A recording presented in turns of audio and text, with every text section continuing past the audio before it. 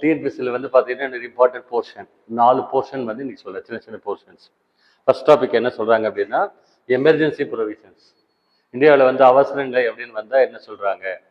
Article 352லேருந்து 360 வரைக்கும் இருக்குது. ஆக்சுவலாக எமர்ஜென்சி அப்படின்னு இருக்கு 3 டைப் ஆஃப் எமர்ஜென்சி இருக்குன்னு சொல்கிறோம்.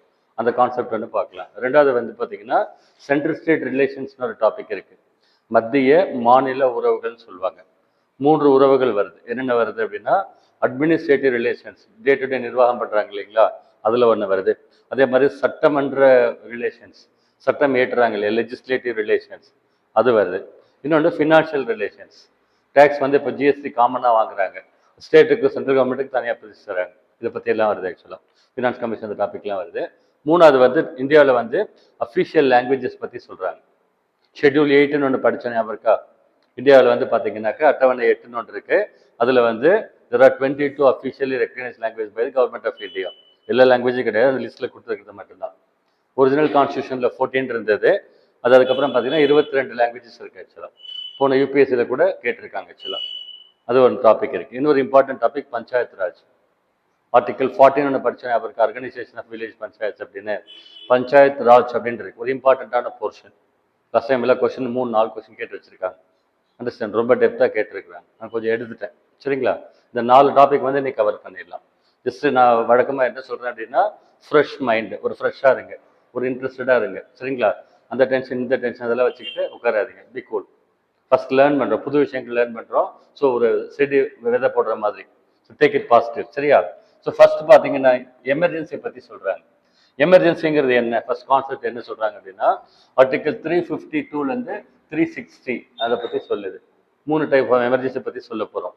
இந்த எமர்ஜென்சின்ற கான்செப்ட் எந்த கான்ஸ்டியூஷனில் எடுத்திருக்கோம்னா ஜெர்மனி கான்ஸ்டியூஷன். ஜெர்மன் கான்ஸ்டியூஷன் இருக்கு இல்லையா, அதில் வந்து கான்செப்ட் எடுத்திருக்கிறாங்க. சரிங்களா? பாருங்க, எமர்ஜென்சி சுச்சுவேஷன் அப்படின்னு என்ன சொல்றாங்க அப்படின்னா to meet any abnormal situation. சரிங்களா? ஒரு அப்நார்மல் சுச்சுவேஷன் ஏதாவது வந்ததுன்னா, வெளிநாட்டிலேருந்து நம்ம நாட்டு மேலே போர் தொடுத்து வந்தால், இல்லை உள்நாட்டிலேயே பெரிய ப்ராப்ளம் ஆச்சுன்னா, சரிங்களா? பங்களாதேஷில் பக்கத்தில் வந்து பிரைம் மினிஸ்டர் வந்து துரத்திட்டாங்க தெரியுமா, இந்தியாவுக்கு வந்தாங்க, கேள்விப்பட்டீங்களா? பாகிஸ்தானில் பார்த்தீங்கன்னாக்க சிவிலியன் கவர்மெண்ட்னு சொல்லுவாங்க. மக்களால் தேர்ந்தெடுக்கப்பட்ட அரசாங்கம் நடக்குது. திடீர்னு ராணுவ புரட்சி நடந்துடும். ராணுவத்தில் இருக்கிறவங்க என்ன பண்ணுறாங்க, பவர் கேப்சர் பண்ணிட்டு ராணுவ ஆட்சி நடத்துவாங்க. இங்கேயும் சரி, பங்களாதேஷில், ஸ்ரீலங்காவில், பக்கத்தில் மயன்மார்னு சொல்லுவாங்க இல்லையா, பர்மா, அங்கே எல்லாம் நடக்குது. இந்தியா மட்டும் இங்கே வந்து வெரி ஸ்ட்ராங்காக சிவில் கவர்மெண்ட் நடத்துகிறாங்க. ஆக்சுவலாக ஸோ எமர்ஜென்சி டைமில், சரிங்களா, பாருங்க, எமர்ஜென்சி டைமில் அப்நார்மல் சுச்சுவேஷனில் சென்ட்ரல் கவர்மெண்ட் வந்து பார்த்தீங்கன்னா ஃபுல் பவர் எடுத்துக்குவாங்க. ஸ்டேட் கவர்மெண்ட் இருக்கு இல்லைங்களா, இப்போ ரன் பண்ணுறோம், elected chief minister, council of ministers, அவங்க இதெல்லாம் நார்மலாக நடத்துகிறாங்க. அப்நார்மல் சுச்சுவேஷனில் எமர்ஜென்சி போடும் பொழுது எலெக்டட் கவர்மெண்ட் ஸ்டேட்ஸில் இருக்காது. சரிங்களா? ஃபுல்லாக யாருக்கு பவர் போயிடும் அப்படின்னா சிங்கிள் கமாண்டில் பவர் வந்துடும். ஆக்சுவலாக அதே மாதிரி பார்த்தீங்கன்னா ஸ்டேட் கவர்மெண்ட்டுடைய பவர் யார் எடுத்துக்குவாங்க அப்படின்னா மத்திய அரசாங்கம் வந்து எடுத்துக்கும். சென்ட்ரல் கவர்மெண்ட் நிறைய ரெஸ்ட்ரிக்ஷன்ஸ் வந்துடும். ஸோ 2 கான்செப்ட் சொல்கிறேன் பாருங்க. அட் டைம்ஸ் ஆஃப் நார்மல்சி, நார்மலாக இருக்கும்பொழுது இந்தியாவில் கூட்டாட்சி நடக்குது. அதுக்கு இங்கிலீஷில் ஃபெடரேஷன் அப்படின்னு பேர். என்ன கூட்டாட்சி நடக்குது? மத்திய அரசாங்கம் நடக்குது, இன்னொன்று மாநில அரசாங்கம், 2 அரசாங்கம் நடக்குது. அதுக்கு பேர் 2 சேர்ந்து கூட்டாட்சி நடத்துறாங்க. அது கூட்டாட்சின்னு பேர். அதுக்கு என்ன பேர்? இங்கிலீஷில் ஃபெடரேஷன் சொல்லுவாங்க. ஆனால் இந்தியாவில் என்ன ஃபெடரேஷன் கான்செப்ட் இருக்குது? பியூர் ஃபெடரேஷனா இல்லை, குவாசி ஃபெடரேஷன் சொல்லியிருக்கிறேன். இந்தியாவில் வந்து பாதி கூட்டாட்சி அப்படின்னு ஒரு கான்செப்ட் ஸ்டார்டிங்கில் சொல்லியிருக்கிறோம். ஸோ நார்மல் டைமில் we have federal structure which means we run 2 governments, one central government and one state government. மத்திய அரசாங்கம் ஒன்று நடக்குது, 28 மாநிலத்தில் ஸ்டேட் கவர்மெண்ட்ஸ் ரன் ஆகுது நார்மல் டைமில். But at times of abnormalcy, that means emergency சுச்சுவேஷனில் there is only one government, that is central government. அந்த கான்செப்டுக்கு பேர் வந்து யூனிட்டரி கவர்மெண்ட்னு சொல்லுவாங்க. இந்தியா ஃபுல்லாக வந்து சிங்கிள் பவர்டு கவர்மெண்ட் அப்படின்னு சொல்லுவாங்க. அது யூனிட்டரி கவர்மெண்ட்னு சொல்லுவாங்க. ஓகேங்களா? அந்த கான்செப்டில் பேசிக்ஸில் எக்ஸ்பிளைன் பண்ணியிருக்கேன் நான். சரி, எமர்ஜென்சியில் எவ்வளோ டைப்ஸ் இருக்குது அப்படின்னு சொல்லி பார்த்தா 3 டைப் இருக்குது. ஆக்சுவலாக எமர்ஜென்சி இந்தியாவில் வந்து ஒன்று வந்து நேஷனல் எமர்ஜென்சின்னு சொல்லுவாங்க. ஆர்டிகல் 352 அப்படின்னு ஒன்று இருக்குது, தேசிய அவசரநிலை பிரகடனம் அப்படின்னு சொல்கிறாங்க. இதில் 3 கான்செப்ட் சொல்கிறாங்க பாருங்க. என்னென்ன ரீசனுக்கு வந்து நேஷனல் எமர்ஜென்சி போடலாம் அப்படின்னா, ஒன்று வந்து வார், போர் தொடுத்து வந்தால், இன்னொன்று எக்ஸ்டர்னல் அக்ரெஷன், ஆக்கிரமிப்பு செஞ்சால். போர் தொடுக்கிறதுனா சண்டை போட்டு வர்றது, ஆக்கிரமிப்புனா எல்லைகளை வந்து உள்ள வந்துடுறது, ஊடுருவி வர்றது. இது நடந்ததுன்னா அப்படின்னு சொல்றாங்க. இந்த 2 ரீசன் மூலமா போட்டா அதுக்கு பேர் எக்ஸ்டர்னல் எமர்ஜென்சின்னு பேர். எக்ஸ்டர்னல் எமர்ஜென்சி அப்படின்னு சொல்லுவாங்க. இன்னொரு ரீசன் கொடுத்துருக்காங்க. என்ன ரீசன் அப்படின்னா, இப்ப வந்து ஆர்ம்டு ரெபெல்லியன் சொல்லி கொடுத்துருக்காங்க. ஆர்ம்டு ரெபெல்லியன், ஆயுதம் தாங்கிய கழகம் அப்படின்னு அதுக்கு பேர். இப்ப நான் பக்கத்துல இப்ப நம்ம டிஸ்கஸ் பண்ணோம் இல்லையா, பாகிஸ்தான்ல வந்து ராணுவ ஆட்சி கைப்பற்றிட்டாங்க பர்மாலன்னு சொல்லிட்டு எலெக்டட் சிவிலியன் கவர்மெண்ட் ரன் பண்ணிட்டு இருக்காங்க. பட் சமயத்துல எலெக்டட் சிவிலியன் கவர்மெண்ட் யாரு கமெண்ட் பண்றாங்க? ராணுவத்தில் இருக்கிறவங்க அந்த எலெக்டட் பீப்புள் கீழே இருப்பாங்க. பட் அவங்க பவர்ஃபுல்லா வந்து சதியெல்லாம் பண்ணிக்கின்னு பவர் கேப்சர் பண்ணிடுவாங்க. லாஸ்ட் ஜெனரல் பெர்வேஸ் முஷாரஃப்னு ஒருத்தர் இருந்தார், அவர் வந்து கேப்சர் பண்ணிட்டார். இப்போ இருக்கார் செபாஸ் ஷெரீஃப்னு ஒருத்தர் இருக்கார், பாகிஸ்தான் பிரைம் மினிஸ்டர். அவங்க பிரதர் இருந்தார் நவாஸ் ஷெரீப், கொஞ்சம் ஃபேமஸ் பர்சனாலிட்டி, நவாஸ் ஷெரீப் அப்படின்னு பேர். அவர் லண்டனுக்கு வந்து ஒரு ட்ரிப்பு போயிருந்தார், அஃபிஷியல் ட்ரிப் வெளியில. அவர் போயிட்டு திரும்பி இறங்கி வரதுக்குள்ளே ஒரு ராணுவ ஆட்சி கைப்பற்றிட்டார். ஜெனரல் பெர்வேஸ் முஷாரஃப் அப்படின்னு பேர். ஸோ இந்த மாதிரி நியர்பை இந்தியாவில் வந்து அதெல்லாம் நடந்திருக்கு ஆக்சுவலாக. ஸோ இங்கே இன்டர்னல் எமர்ஜென்சியில் என்ன சொல்றாங்கன்னா, ஆர்ம்டு ரெபெல்லியன்னா ஆயுதம் தாங்கிய கழகம் அப்படின்னு இப்போ இருக்கு. இதுக்கு முன்னால் இது என்ன வேர்டா இருந்தது அப்படின்னா, இன்டர்னல் டிஸ்டர்பன்ஸ் அப்படின்றது, உள்நாட்டு குழப்பம் அப்படின்றது. ஓகேங்களா? அந்த இன்டர்னல் டிஸ்டர்பன்ஸ்னா எக்ஸாக்ட்லி என்ன? ராணுவத்தில் பிரச்சனை பண்ணுவாங்களா? ஓகேங்களா? நேவியில் பிரச்சனை பண்ணுவாங்களா? சிவிலியன்ஸ் பிரச்சனை பண்ணுவாங்களா? இன்சர்ஜென்ட்ஸ் சொல்லுவாங்க இல்லையா, தனிநாடு கேட்குற கோரிக்கை வச்சு சண்டை போடுறாங்களே மாவோயிஸ்டுகள், அப்படின்றதெல்லாம் அது எதுவும் டிஃபைன் பண்ணலை. மொத்தமாக இந்த வேர்டு யூஸ் பண்ணியிருந்தாங்க, இன்டர்னல் டிஸ்டர்பன்ஸ் அப்படின்னு. இந்த வேர்டை யூஸ் பண்ணி தான் இந்திரா காந்தி அம்மா வந்து இன்டர்னல் எமர்ஜென்சி போட்டிருந்தாங்க 1975. 75லேருந்து 77 வரைக்கும், 1975லேருந்து 77 வரைக்கும் இன்டர்னல் எமர்ஜென்சி ஒரு டைம் வந்து இந்தியாவில் போட்டிருக்கிறாங்க. அது வந்து நாட்டுக்கு தேவைப்படுறதுக்காக போடலை, அந்த வேர்டை மிஸ்யூஸ் பண்ணி அவங்க பர்சனல் கெயின்ஸ்க்காக அப்படின்னு சொல்லிட்டு சொல்றாங்க ஆக்சுவலாக. ஸோ அது போட்டுட்டாங்க. அதனால என்னன்னா, இந்த டேர்ம் வேகா இருக்கு, இது கரெக்டா இல்லை அப்படின்னு சொல்லிட்டு இந்த வேர்டு பாருங்க இப்ப கரெக்டா சொல்றாங்க. ஆர்ம்டு ரெபெல்லியன் அப்படின்னா ஆயுதம் தாங்கிய கழகம். அப்ப போராளிகள் இல்லாட்டி மிலிட்டரி, அவங்க 2 பேர்ல சொல்லுவாங்க. சப்போஸ்லி மிலிட்டரியில பவர் கேப்சர் பண்றதை மீன் பண்றாங்க. இதை எப்ப சேஞ்ச் பண்ணாங்கன்னா 44th அமெண்ட்மெண்ட்ல சேஞ்ச் பண்ணியிருக்காங்க. ஓகேங்களா? அந்த 44வது சட்டத்தை 44 பெருசா சொல்லுவாங்க. இதுக்கு பேர் வந்து நேஷனல் எமர்ஜென்சின்னு பேர். இன்னும் டீட்டெயிலாக பார்க்கலாம் உள்ள என்னன்னு சொல்லி. இன்னொரு டைப் என்ன சொல்றாங்க, ஆர்டிகல் 356 இருக்கு. இந்தியன் கான்ஸ்டியூஷன்ல த மோஸ்ட் கான்ட்ரவர்ஷியல் ஆர்டிகல்னு சொல்லுவாங்க. இந்தியன் கான்ஸ்டியூஷன்லயே ரொம்ப ரொம்ப சர்ச்சைக்குரிய விஷயம் என்ன அப்படின்னா, ஆர்டிகல் 356 அப்படின்னு சொல்லுவாங்க, 356ன்னு சொல்லுவாங்க. அப்படின்னா என்ன அப்படின்னா, ஸ்டேட் எமர்ஜென்சின்னு பேர். இப்போ நேஷனல் எமர்ஜென்சினா தேசிய அளவு ஃபுல்லா வருதுன்னு சொன்னோம். அந்த மாதிரி ஒரு மாநிலத்தில் வந்து எமர்ஜென்சி போடுறது, ஒரு மாநிலத்தில் மட்டும், ஜார்க்கண்ட்ல போடுறது, தமிழ்நாட்டில் போடுறது, அதனால அதுக்கு ஸ்டேட் எமர்ஜென்சி அப்படின்னு பேர். இன்னொரு பேர் வந்து பிரசிடென்ட் ரூல்னு சொல்லுவாங்க, மாநிலத்தில் ஜனாதிபதி ஆட்சி அப்படின்னு அதுக்கு பேர். இன்னொரு பேரு கான்ஸ்டியூஷனல் எமர்ஜென்சின்னு சொல்லுவாங்க. ஓகேங்களா? இதெல்லாம் மீன் பண்ணி சொல்லுவாங்க. இந்த ஆர்டிகல் வந்து 356 அப்படின்னு ஒன்று இருக்கு ஆக்சுவலா. இதே இந்த மோஸ்ட் கான்ட்ரவர்ஷியல் ஆர்டிகல் சொல்றாங்க அப்படின்னா, என்ன ரீசன் கொடுத்துருக்காங்க பாருங்க. என்ன ரீசனுக்காக இந்த கொண்டு வரலாம்? இங்க 3 ரீசன் படிச்சோம் இல்லையா, அந்த மாதிரி இங்க என்ன ரீசனுக்காக கொண்டு வரலாம் அப்படின்னா, failure of constitutional machinery in the state. ஒரு மாநிலத்துல சட்டம் ஒழுங்கு கெட்டு போச்சு அப்படின்னு சொன்னா, லா அண்ட் ஆர்டர் பிரகாரம் கவர்மெண்ட் நடத்த முடியல, மிகப்பெரிய கழகம், மிகப்பெரிய புரட்சி, கவர்மெண்ட் கண்ட்ரோல் பண்ணவே முடியல அப்படின்லாம் சொன்னோம் இல்லையா, ஸ்ட்ரைக் அதிகமா இருக்கு, அந்த மாதிரி abnormal situation, out of range, அதாவது லா ஆஃப் த லேண்ட் நடத்த முடியல அப்படின்னு சொன்னா, அதாவது லா அண்ட் ஆர்டர் கரெக்டா இல்லை அப்படின்னு சொல்லிட்டு சம்பந்தப்பட்ட மாநில கவர்னர் ரிப்போர்ட் கொடுப்பார். என்னது, கான்ஸ்டியூஷனல் மெஷினரி வந்து ஃபெயில் ஆயிடுச்சு அப்படின்னு ரிப்போர்ட் கொடுத்தாருன்னா, அப்ப மத்திய அரசாங்கம், ஓகேங்களா, ஸ்டேட் கவர்மெண்ட்டை கலைச்சிடும். இதுதான் இந்த கான்செப்ட் ஆக்சுவலா. மத்திய அரசாங்கம் என்ன பண்ணும், ஸ்டேட் கவர்மெண்ட்டை கலைச்சிடும்.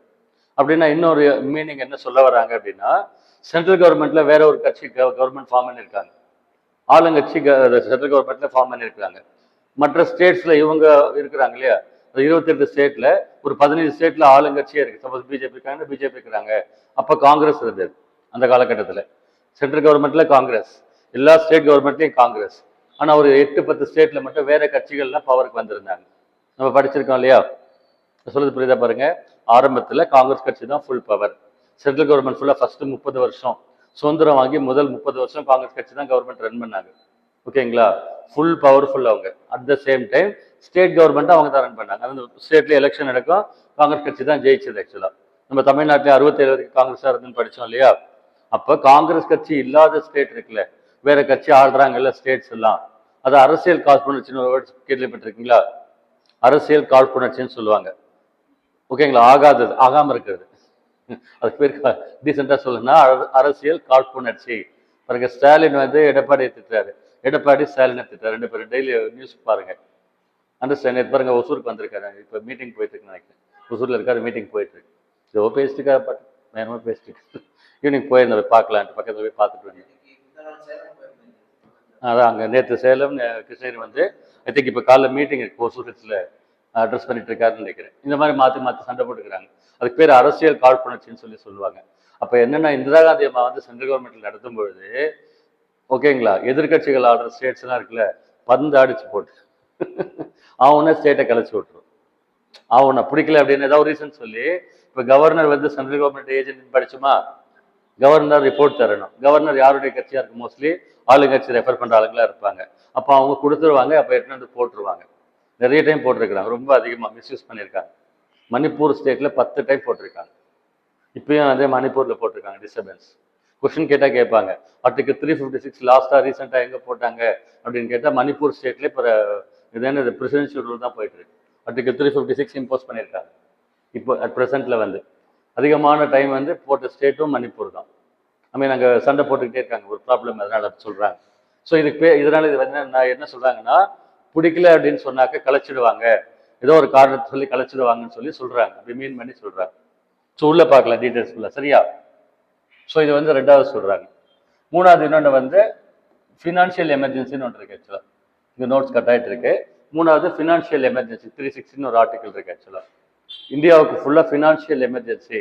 இந்தியாவுடைய ஃபினான்ஷியல் சிஸ்டம் இருக்கு இல்லைங்களா, ஆர்பிஐல வந்து என்ன பண்றாங்க, கரன்சி ப்ரிப்பேர் பண்றாங்க, காயின்ஸ் ப்ரிப்பேர் பண்றாங்க, டிஸ்ட்ரிபியூட் பண்றாங்க. அதுக்கு ஏதாவது ப்ராப்ளம் ஆயிடுச்சுன்னா, ரிசர்வ் பேங்க் ஆஃப் இந்தியா வந்து தீப்பிடிச்சிருச்சுன்னா, சிஸ்டம் ஸ்பாயில் ஆயிடுச்சுன்னா அப்படிலாம் சொல்றாங்க. அதுக்கு பேர் ஃபினான்ஷியல் த்ரெட்னு ஒரு வேர்டை சொல்றாங்க. If the credit of India is disturbed, financial stability இல்லை அப்படின்னா ஆர்டிகல் 360 கொண்டு வரலான்னு சொல்றாங்க. ஆனால் இது வரைக்கும் ஒரு டைம் கூட அது யூஸ் பண்ணலை. ஸோ 3 எமர்ஜென்சி கொடுத்துருக்குறாங்க. ஒவ்வொரு எமர்ஜென்சி பற்றி சொல்றேங்க அவனிங்க. பாருங்க, ஃபர்ஸ்ட் வந்து நேஷனல் எமர்ஜென்சி. ஃபர்ஸ்ட் ஆர்டிகல்ஸ் கொடுத்துருக்கு. எப்பயுமே லாஸ்ட் டைம் படிக்கும்போது ஆர்டிகல்ஸ் நம்ம கொடுக்க மாட்டோம். இப்போ அப்படிலாம் இல்லை, என்ன கேட்பாங்கன்னே தெரியாது, எல்லாம் கொடுத்தாச்சு. ஆர்டிகல் என்ன சொல்லுதுன்னா கொடுத்துருக்குறோம். ஆர்டிகல் 352 என்ன சொல்லுதுன்னா talks about national emergency. 3 reason சொல்லியிருக்கிறோம்.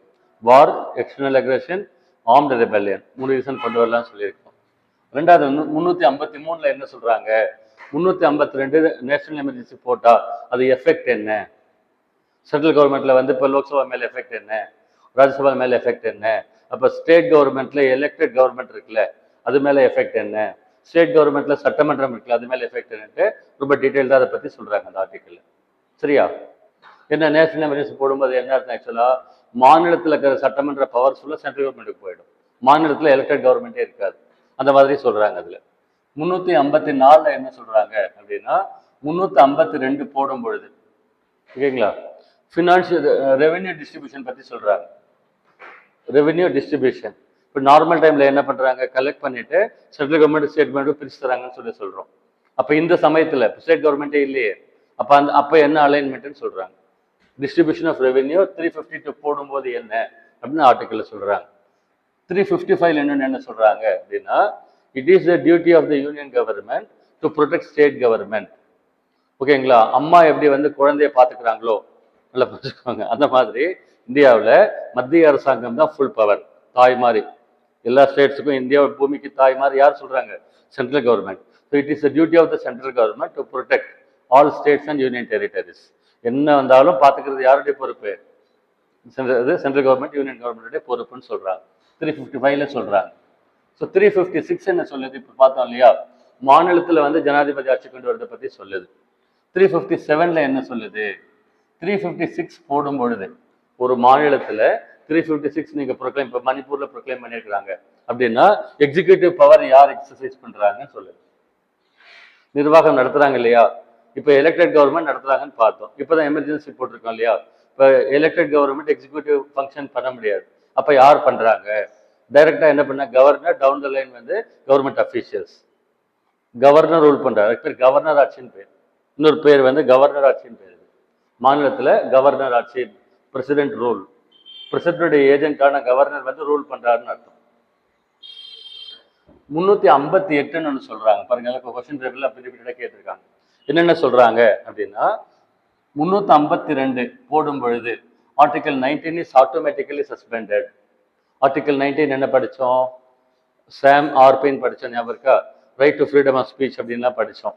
இப்போ எமர்ஜென்சி அப்நார்மல் சுச்சுவேஷன் வந்து போடுறோம், அப்போ போய் கருத்து சுதந்திரம் எல்லாம் கொடுத்துட்டு இருக்க முடியுமா? அதனால பார்த்தாக்க ஆர்டிகல் 352 நேஷனல் எமர்ஜென்சி நீங்க போட்டாவே 358 பிரகாரம் ஆர்டிகல் 19 கெட்ஸ் ஆட்டோமேட்டிக்கலி கேன்சல். நீங்க கோர்ட்டுக்கு போக முடியாது. நார்மல் டைம்ல மறுத்தால் கோர்ட்டுக்கு போகலாம், 332 பிரகாரம் போகலான்னு சொன்னோம் இல்லையா, அது போக முடியாதுன்னு சொல்றாங்க. ஓகேங்களா? ஐ திங்க் இது வரைக்கும் எவ்வளோ ஆர்டிகல்ஸ் பார்த்துருக்கோம்? எவ்வளோ பார்த்துருக்கோம்? டெய்லியே ஆர்டிகல்ஸ் தான் பார்க்குறோம். அண்டர்ஸ்டாண்ட்? இது நீங்கள் ப்ராசஸ் பண்ணீங்கன்னா தான் படிக்க முடியும். இதை படிக்கிறது கஷ்டம், மைண்டில் வச்சுக்கிறது கஷ்டம். நான் உங்களுக்கு அந்த நோட்ஸ் காட்டுறேன், ரொம்ப கீ நோட்ஸ் எடுத்து வச்சுருக்கேன். சரிங்களா? எக்ஸாமுக்கு என்ன கேட்பாங்க, ஒரு கீ நோட்ஸ் அதில். சரியா? 359 என்ன சொல்கிறாங்க அப்படின்னா, நேஷனல் எமர்ஜென்சி போடும் பொழுது, ஸ்டேட் எமர்ஜென்சின்றது இதோட முடிஞ்சது. நேஷனல் எமர்ஜென்சி 352 போடுறோம் இல்லைங்களா, அப்போ போடும் பொழுது பிரசிடென்ட் ஆஃப் இந்தியா இருக்கார் இல்லைங்களா, அவர் அப்நார்மல் சுச்சுவேஷன் அப்படிங்கிறதுனால ஃபண்டமெண்டல் ரைட்ஸ் கொடுத்துருக்கோம்ல, ஆர்டிகல் 12 to 35, அது எல்லாத்தையும் நிறுத்தி வச்சிருவார். இப்போ நார்மல் டைம்ல கொடுக்கலாம், அப்நார்மல் டைம் எல்லாமே அப்நார்மலாக இருக்கும். எலெக்டட் கவர்மெண்ட் கிடையாது, கோர்ட் போக முடியாது, சட்டம் இயற்ற முடியாது, கருத்து சுதந்திரம் கிடையாது. மாதிரி அப்நார்மல் சுச்சுவேஷன்ல எல்லாத்தையும் நிறுத்தி வச்சிருவார். ஆனால் எக்ஸப்ட் என்ன சொல்றாங்க, 20 and 21 சொல்றாங்க. ஆர்டிகல் 20 and 21 நிறுத்தி வைக்க முடியாது, அதை தவிர மற்ற எல்லாத்தையும் ஸ்டாப் பண்ணிக்கலாம் அப்படின்னு சொல்றாங்க. எமர்ஜென்சி டைம்ல 20-21 ஸ்டாப் பண்ண முடியாதுன்னு சொல்றாங்க. ஆர்டிகல் 359 வந்து சொல்றாங்க. லாஸ்ட்ல 360 வந்து ஃபினான்ஷியல் எமர்ஜென்சி பத்தி சொல்றாங்க. நோட்ஸ் ரொம்ப லென்த்தியா இருக்கு, நான் கொஞ்சம் கட் ஷார்ட் பண்ணி கொடுத்துருக்கேன். வளன்னு இருக்காது, படிச்சீங்கன்னா உங்களுக்கு படிக்கிற இன்ட்ரெஸ்டே போயிடும். நிறைய டேட்டா இருக்கு அதுல. அதனால கொஞ்சம் என்ன சொல்றதுன்னா, ஒரு ஹேண்ட்லபிள் லிமிட்ல போர்ஷன் எடுத்து கொடுத்துருக்கு. நான் சொல்றது கவனிங்க பாருங்க. 352 நேஷனல் எமர்ஜென்சி இருக்கு இல்லைங்களா, அது வந்து எப்படி போடுவாங்க, ப்ரொக்ளமேஷன் எப்படி கொண்டு வருது. ஓகேங்களா? ப்ரொக்ளமேஷன் அப்படின்னா எப்படி கொண்டு வருது, என்ன ப்ரொசீஜர் அப்படின்னு சொன்னா, நம்ம என்ன படிச்சிருக்கிறோம், all executive power of the union government is carried on in the name of President of India by the officers appointed by him அப்படின்னு படிச்சிருக்கோம், ஞாபகம் இருக்கா? யார் officers? Council of ministers headed by prime minister. உண்மையான அதிகாரம் செலுத்துறது யாருன்னு சொன்னோம், எல்லா ஆக்டிவிட்டீஸும் பாருங்க. ஆக்சுவலாக வந்து எலெக்ஷன் கமிஷன் இருக்கு இல்லையா, அதில் சீஃப் எலெக்ஷன் கமிஷனர் அப்பாயின்ட் பண்ணுறது யாரு? பிரசிடென்ட். படித்த ஞாபகம் இருக்கா? இல்லை இம்பார்ட்டன்ட் அஃபீஷியல்ஸாக அவர் தான் அப்பாயின்ட் பண்ணுறாரு. ஆனால் அவங்கள சூஸ் பண்ணி தர்றது யாரு? கவுன்சில் ஆஃப் மினிஸ்டர்ஸும் பிரைம் மினிஸ்டரும். அந்த மாதிரி தான் எல்லாமே. ஸோ அவங்க தான் ஆக்டிவ் பண்ணுறாங்க ஆக்சுவலாக. ஸோ அவங்க வந்து பாருங்க, இந்த ஹோல் கேபினெட், அதை படித்தோம் ஞாபகம் இருக்கா? 3 படித்தோம் மினிஸ்டர்ஸில். கேபினெட் மினிஸ்டர்ஸ் அப்படிலாம் படித்தோம் இல்லையா? கேபினெட் மினிஸ்டர்ஸ்னு ஒரு ஃபர்ஸ்ட் ரவுண்ட் இருக்காங்க. அவங்க தான் policy making decisions, important decisions எடுக்கக்கூடியவங்க. சரிங்களா? கேபினெட் மினிஸ்டர்ஸ் சொல்லி பேர். ஸோ அவங்க வந்து ரிட்டர்னில் வந்து பிரசிடென்ட் ஆஃப் இந்தியாவுக்கு ஃபர்ஸ்ட் சப்மிட் பண்ணணும், இந்த மாதிரி கொண்டு வரணும் அப்படின்னு சொல்லி. தேசிய அவசரநிலை பிரகடனம் தேவை அப்படின்னு சொல்லிட்டு அந்த 3 ரீசனுக்கு தேவைன்னு சொல்லி அவங்க ஃபீல் பண்ணா, எக்ஸிக்யூட்டிவ் சைடில் ரியல் எக்ஸிக்யூட்டிவ் அவங்க என்ன பண்றாங்க, எல்லாம் ரெடி பண்ணிட்டு ரிட்டர்ன்ல வந்து இந்த மாதிரி கொண்டு வாங்கன்னு கொடுக்கணும் பிரசிடென்ட். சரியா? கொண்டு வந்து அவர் என்ன பண்ணுவார், ப்ரொக்ளைம் பண்ணிடுவார், எமர்ஜென்சி வந்து டிக்ளேர் பண்ணிடுவார், emergency will come into operation. ஓகேங்களா? 352 ப்ரொக்ளைம் பண்ணிடுவான்னு சொல்லுவாங்க. அதை வந்து both the houses of parliament வந்து 1 monthக்குள்ள அப்ரூவ் பண்ணணும்.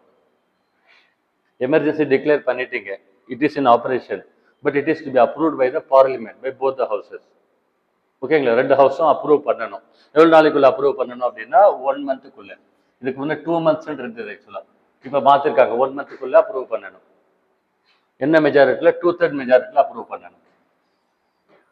சரிங்களா? அப்ரூவ் பண்ணணும், இது ப்ரொசீஜர். அப்ரூவ் பண்ணா எவ்வளோ நாள் இருக்கும்? 6 மாதத்துக்கு இருக்கு அந்த வேலிடிட்டி. அப்ரூவ் பண்ணா இப்போ எப்படிதான் போட்டிருக்காங்க ஆக்சுவலாக. ஓகேங்களா? 356 போட்டிருக்காங்க, அந்த மாதிரி பொசிஷன்ல போட்டிருக்காங்க. அப்புறம் இந்த 6 மாதத்துக்கு போடுறாங்க இல்லையா, 6 மாதம் கழிச்சு எலெக்ஷன் வச்சு எலெக்டட் கவர்மெண்ட் கொண்டு வந்துட்டா கொண்டு தர போறாங்க. இல்லை அந்த சுச்சுவேஷனே முடியாது, ப்ராப்ளமா இருக்கு அப்படின்னா எக்ஸ்டெண்ட் பண்ணலாமா? எக்ஸ்டெண்ட் பண்ணலாம். பாருங்க, can be extended any number of times with parliamentary approval every 6 months once. ஒரு டைம் அப்ரூவ் பண்ணா 6 மாதத்துக்கு இருக்கும். 6 மாதம் முடிஞ்சிருச்சா, ஒன்று எலெக்ஷன் வந்து வச்சு எலெக்டட் கவர்மெண்ட் ஃபார்ம் பண்ணி நார்மலாக கவர்மெண்ட் ரன் பண்ணுங்கன்னு சொன்னோம்.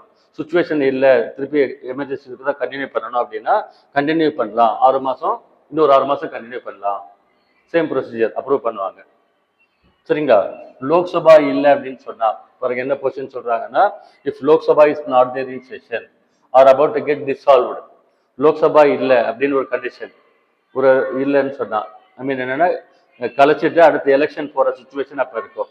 இல்லை அப்படின்னா கலைக்க போறாங்க, மெஜாரிட்டி இல்லாத சுச்சுவேஷன் இருக்குன்னா கலைக்க போறாங்கன்னு அர்த்தம். அந்த மாதிரி சுச்சுவேஷன் இருந்ததுனாக்க it serves the first sitting of new Lok Sabha. அதுக்கப்புறம் எலெக்ஷன் வச்சு உள்ள வராங்கல்ல லோக்சபால, அதுக்கப்புறம் எலெக்ஷன் வச்சு எலெக்ட் ஆகி புதுசா உள்ள வராங்க இல்லையா, ஃபர்ஸ்ட் அவங்க லோக்சபா ஃபார்ம் பண்றாங்க இல்லைங்களா, அந்த லோக்சபா பீப்புள் இருக்காங்க இல்லைங்களா, அவங்களுடைய ஃபர்ஸ்ட் சிட்டிங்ல அப்ரூவ் பண்ணணும்னு சொல்றாங்க. ஓகேங்களா? அவங்க அதாவது எலெக்ஷன் வச்சு உள்ள வர லோக்சபா ஃபர்ஸ்ட் சிட்டிங்ல அப்ரூவ் பண்ணணும்னு சொல்றாங்க. இடையில வந்து அந்த டைம் இடையில ராஜ்யசபா அதை அப்ரூவ் பண்ணிருக்கணும்னு சொல்றாங்க. ராஜ்யசபா தான் பெர்மனன்ட் ஹவுஸ் இல்லையா, லோக்சபா அப்படின்னு சொல்றாங்க. இந்த மாதிரி தான் அதில் விளையாண்டு இருக்கு ப்ரொசீஜர். சரியா? நெக்ஸ்ட் வந்து 352 இருக்கு இல்லைங்களா, வார் அல்லது எக்ஸ்டர்னல் அக்ரெஷன். இந்த 2 ரீசனுக்கு மட்டும்தான் ஆர்டிகல் 19 கேன்சல் ஆகும்னு சொல்றாங்க. இப்போ ஃபர்ஸ்ட் போட்டது அப்போ இப்போலாம் சேஞ்சஸ் நிறைய பண்ணியிருக்கிறாங்க. வார் அல்லது எக்ஸ்டர்னல் அக்ரெஷன் 2 ரீசனுக்கு, அதாவது எக்ஸ்டர்னல் எமர்ஜென்சி போட்டால் மட்டும் article 19 gets automatically cancel. Internal அந்த ஆர்ம்ட் ரெபல்லியனுக்கு வந்து ஆர்டிகல் 19 ஆட்டோமேட்டிக்கலாக கேன்சல் ஆகாதுன்னு சொல்றாங்க. இது எப்பன்னா சட்ட திருத்தங்கள்லாம் நிறைய கொண்டு வந்திருக்காங்க, அந்த மாதிரி சொல்றாங்க. இப்போ இன்னொன்று என்ன சொல்லலாம் பாருங்க, 2021 கூட பிரசிடென்ட் ஸ்டாப் பண்ண வைக்க முடியாது. இப்போ லேட்டஸ்டா கான்ஸ்டியூஷன் போடும்பொழுது அதை அதை வந்து நிறுத்தி வைக்க முடியாது, அது கண்டிப்பாக இருக்கணும்னு சொல்லியிருக்காங்க. இப்போ அதையும் எடுத்துடலாம்னு லேட்டஸ்டாக சொல்லியிருக்காங்க. கான்ஸ்டியூஷன் படிக்கிறது ஒரு பக்கம், இன்னொன்று கரண்ட் அஃபேர்ஸ் ரொம்ப அதிகமாக ரிலேட்டடாக இருக்கும். கரண்ட் அஃபேர்ஸ்ன்னு சொல்லுவாங்க, மெயின்ஸ்க்குலாம் நிறைய கேட்பாங்க. ஒரே ஒரு சோர்ஸ் என்ன அப்படின்னா கரண்ட் அஃபேர்ஸ் படிக்கிறது, டெய்லி நியூஸ் வாட்ச் பண்ணுறது பெஸ்ட். பாருங்க இவ்வளோ நாலேஜ் படிக்கிறீங்க இல்லையா, இதெல்லாம் டெய்லி நியூஸ் வாட்ச் பண்ணீங்கன்னா உங்களுக்கு இன்னும் பெட்டராக தெரியும். இன்னும் நல்லா கவனிங்க என்னென்ன சொல்லியிருக்கிறாங்க, அப்படியே போட்டு குழப்பி அடிப்பாங்க. சரியா? 38th கான்ஸ்டியூஷன் அமெண்ட்மெண்ட்னு ஒன்று இருக்கு ஆக்சுவலாக. அதில் என்ன சொல்லியிருக்காங்கன்னா, இந்த நேஷனல் எமர்ஜென்சி டிக்ளேர் பண்ணுறாங்கல்ல, இந்த ப்ரொசீஜர் சொன்னேன், அவங்க எழுதி கொடுக்குறாங்க, பிரசிடென்ட் டிக்ளேர் பண்ணுறாரு, அகைன் அப்ரூவ் பண்ணிடுறாங்கன்னு சொல்கிறோம். இதை நம்ம கோர்ட்டில் சேலஞ்ச் பண்ணலாமா, கோர்ட்டில் போய் நம்ம சேலஞ்ச் பண்ணலாமா, அதுக்கு பேர் வந்து ஜுடிஷியல் ரிவ்யூ அப்படின்னு சொல்கிறோம். அதுக்கு பேர் ஜுடிஷியல் ரிவ்யூ. ஓகேங்களா? இப்போ அவங்க எடுத்த டெசிஷன் சரியா தப்பா அப்படின்னு அவங்க ஏதோ ஒன்று எடுத்துருக்காங்க, நம்ம அதை வந்து பார்த்தீங்கன்னா கொஸ்டின் பண்ணலாமா அப்படின்னு சொன்னா ஜுடிஷியல் ரிவ்யூன்னு ஒன்று படிச்ச ஞாபகம் இருக்கா, 137 ஆர்டிகிள் சுப்ரீம் கோர்ட்டுடைய. ஓகேங்களா? ரிவைசரி ஜூரிஸ்டிக்ஷன் நல்லா ஞாபகம் வச்சுக்கோங்க, ஆர்டிகிள் 137. ரிவைசரி ஜூரிஸ்டிக்ஷன் அப்படின்னா என்ன அப்படின்னாக்க, ஏற்கனவே கொடுக்கப்பட்ட ஜட்ஜ்மெண்ட்ஸ், ஓகேங்களா, பல கோர்ட்ஸில் பல இடங்களில் ஜட்ஜ்மெண்ட்ஸ் இருக்கு இல்லையா, அது ப்ளஸ் எக்ஸிக்யூட்டிவ் ஆர்டர்ஸ்.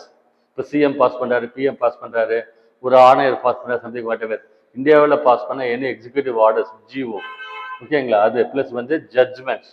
எந்த கோர்ட்டில் யார் என்ன பண்ணுறது, கோர்ட் மார்ஷல்னு சொல்லுவாங்க, அது இதில் வராது. இராணுவ விசாரணைன்னு சொல்லுவாங்க இல்லையா, அது கோர்ட் மார்ஷல்னு சொல்லுவாங்க, அது நம்மளுக்கு வராது, அது தனி இது ஆக்சுவலாக. எக்ஸப்ட் தட் எந்த ஜட்ஜ்மெண்ட்டாக இருந்தாலும் இது எல்லாத்தையும் ஒன்ஸ் மோர் ரிவைஸ் பண்ணலாம், உள்ள எடுத்து பார்த்து சரியா இருக்கா தப்பா இருக்கான்னு பார்க்கலாம். அதுக்கு பேர் ரிவைசரி ஜூரிஸ்டிக்ஷன். ஓகேங்களா? சுப்ரீம் கோர்ட்டுக்கு ஆர்டிகிள் 137, அந்த கான்செப்டுக்கு பேர் தான் ஜுடிஷியல் ரிவ்யூ, தமிழ்ல நீதி புனராய்வுன்னு சொல்லி பேர். ஆக்சுவலா யூஎஸ்ஏலேருந்து எடுத்திருக்கிறோம், ரிப்பீட்டடாக கொஸ்டின் பேங்க்ல கேட்டிருக்காங்க. பேர் வந்து ஜுடிஷியல் ரிவ்யூ, கான்செப்டுக்கு பேர் எங்க எடுத்திருக்கோம், யூஎஸ்ஏலேருந்து நம்ம எடுத்திருக்கோம். சரியா? So it cannot be subjected, அதாவது என்ன, ஜுடிஷியல் ரிவ்யூக்கு உட்படுத்த முடியாது அப்படின்னு 38th அமெண்ட்மெண்ட்ல சொல்லியிருக்கிறாங்க. 352 போடுறது நம்ம ரிவைஸ் பண்ண முடியுமா சுப்ரீம் கோர்ட்ல அப்படின்னு சொன்னா முடியாதுன்னு சொல்லியிருக்காங்க, கேனாட் பின்னு சொல்லியிருக்காங்க. ஆனா அதே 44th அமெண்ட்மெண்ட்ல கேன் பின்னு சொல்லியிருக்காங்க, பண்ணலாம்னு சொல்லியிருக்காங்க. ஓகேங்களா? 352 போட்டதை திருப்பி நம்ம ஒரு டைம் வந்து ஸ்க்ரூட்டனைஸ் பண்ணலாமா, அதை கொஸ்டின் பண்ணலாமான்னா பண்ணலாம்னு சொல்லி கொடுத்துருக்காங்க. அப்புறம் 1980 மினர்வா மில்ஸ் கேஸ்னு ஒரு கேஸ் இருக்கு. ரீசெண்டாக இந்த கொஸ்டின்ஸ் எல்லாம் கேட்குறாங்க, எந்த கேஸ் எந்த வருஷம், குரோனாலஜிக்கல் ஆர்டர்ல எழுதுங்க, அசெண்டிங் ஆர்டர்ல எழுதுங்க அப்படிலாம் கேட்குறாங்க. ஓகேங்களா? மினர்வா மில்ஸ் கேஸ் 1918 இருக்கு. இதுல it can be challenge if mala fide, கெட்ட எண்ணத்துல கெட்ட ஐடியாவில், ஓகேங்களா, ஒரு ஜென்யூனான கன்சிடரேஷன்ல எமர்ஜென்சி போட்டிருந்தா பரவாயில்லை. ஓகேங்களா? ஜென்யூனா நாட்டுக்கு தேவை மஸ்ட் அந்த கண்டிஷன்ல போட்டிருந்தா பரவாயில்ல, வேற பர்பஸ்க்காக ஒரு தனி மனிதனுக்காகவோ வேற இல் பர்பஸ்க்காகவோ போட்டிருந்ததுன்னு சொன்னா மலஃபைட்னா என்ன அர்த்தம், தவறுதலான எண்ணத்தோடு செயல்பட்டிருந்தால் அதை கோர்ட்ல சேலஞ்ச் பண்ணலாம்னு சொல்லியிருக்கிறாங்க. இப்போ கோர்ட்ல சேலஞ்ச் பண்ணா என்ன அர்த்தம், நீங்கள் குற்றம் சாட்டுறீங்க, கோர்ட் கேஸுக்கு வர ஜட்ஜ் வருவார், உங்கள் பக்கம் என்ன அவங்க பக்கம் என்னன்னு கேட்பாங்க. அவங்க என்ன பண்ணணும், வெரிஃபை பண்ணணும் இல்லையா, ப்ரூஃப் கொடுக்கணும், ப்ராப்பராக இது எக்ஸாமின் பண்ணி சொல்லணும். ஸோ இப்போ வந்து சேலஞ்ச் பண்ணலாம்னு சொல்லியிருக்காங்க. இதுக்கு பேர் மினர்வா மில்ஸ் கேஸ் அப்படின்னு பேர் 1980 வந்து கொடுத்துருக்குறாங்க. நல்லா உள்வாங்கிக்கோங்க பாருங்க. புதுசாக படிக்கிறோம், எஸ். வளவலன்னு இருக்கு, எஸ் எஸ் எஸ். ஃபேமிலியை விடவா, டே டு டே லைஃப்பை விடவா, எல்லாமே இருக்குது. கொஞ்சம் பொறுமையாக நிதானமாக ஒரு ஆர்வம் இருந்ததுன்னு சொன்னால் சரிங்களா, சிங்கிள் அட்டம்ப்டே ட்ரை பண்ணலாமா, எஸ் ட்ரை பண்ணலாம். இப்போ கார் ஓட்ட கற்றுக்குறோம், நான் சொல்லியிருக்கேன் இல்லையா, ஒரு 3-4 அட்டம் ஃபெயிலியர் ஆகி டிஎல் எடுத்தவங்களும் இருக்கிறாங்க, ஃபர்ஸ்ட் ரவுண்ட்லேயே டிஎல் எடுத்தவங்களும் இருக்கிறாங்க, 2 வீலர் 4 வீலர் இருக்கலாம். எனக்கு தெரிஞ்ச கான்ஃபிடென்ட் கேரக்டர்ஸ் ஃபஸ்ட்டே எடுத்துருவாங்க. அண்டர்ஸ்டாண்ட், ஃபர்ஸ்ட் நாளே ஓட்டுறவங்களாம் இருக்காங்க. அது காரணம் என்ன அப்படின்னா, கொஞ்சம் தெளிவாக இருப்பாங்க, திலகாத்திரமாக இருப்பாங்க, சந்தோஷமாக இருப்பாங்க, ஹாப்பியாக இருப்பாங்க. அந்த மாதிரி இருந்தோம்னா நம்மளால் சாதிக்க முடியும்.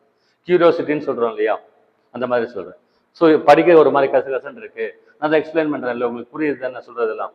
நோட்ஸும் கையில் கொடுத்துருக்குறேன், எனக்கு தெரிஞ்ச அந்த நோட்ஸ் ஒரு ரிப்பீட் பண்ணால் கூட உங்களுக்கு ட்ரை பண்ணிட முடியும். ஸோ 352 இருக்கு இல்லைங்களா, நேஷனல் எமர்ஜென்சி.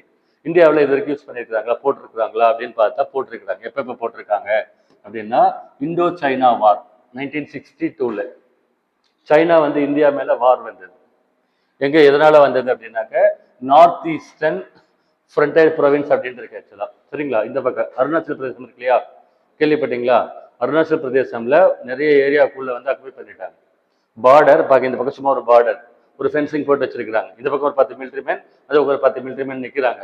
பட் அவங்க திடீர்னு ஒரு பக்காவாக பிளான் பண்ணி அட்டாக் பண்ண டிசைட் பண்ணிட்டு 1000 பேர் இறக்குனாங்கன்னா உள்ள வரலாமா இல்லையா, அதுக்கு பேர் அக்ரெஷன் அப்படின்னு பேர், சைனீஸ் அக்ரெஷன் அப்படின்னு சொல்லுவாங்க. சைனா உள்ள வந்து அருணாச்சல் பிரதேசத்தில் நிறைய ஏரியா ஆக்குபை பண்ணிட்டாங்க. இப்போ கூட சொல்றாங்க அருணாச்சல் பிரதேசம் எங்க ஸ்டேட் சொல்றாங்க, சரியா, கான்ட்ரவர்சியலாக சொல்லிட்டு இருக்காங்க.